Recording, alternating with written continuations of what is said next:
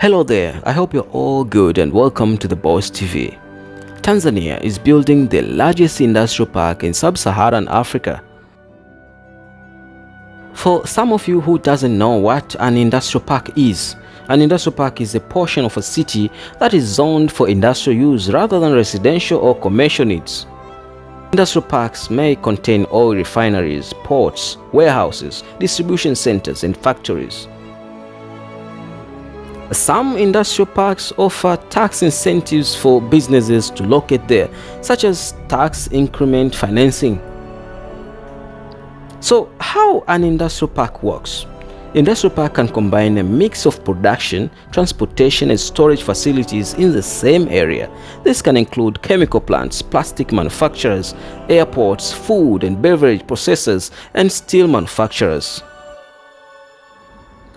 Tanzania Kibaha Industrial Park has acquired 2,500 acres piece of land to develop $150 million industrial park at Kuala area in Kibaha, Coast region, just 40 kilometers from Dar es Salaam. The piece of land was handed over by Tanzania Investment Center (TIC), and the park will house some 200 industries which will create over 100,000 direct jobs in the next 3 years. The factories at the 2,500-acre industrial zone include pharmaceuticals, agro-food processing, shoes making, building materials, textile and garments. The Chinese investor will use $150 million fund for land acquisition, infrastructure development, construction of factories and other required equipment.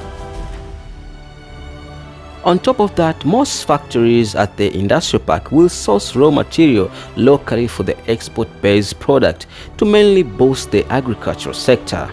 The project, once completed, will need 250 megawatts of electricity, which is almost 15% of the current total generation at 1,600 megawatts. Sino-Tan is the main contractor in this project, and the executive director, Jensen Huang, has already signed 8 memorandum of understanding with companies ready to invest in the park. There is 2 phases, and each phase is divided into 7 industrial zones, Mr. Huang said. The zones are agro and food processing, pharmaceuticals and chemical processing, shoes and clothing processing, building material processing, and export processing.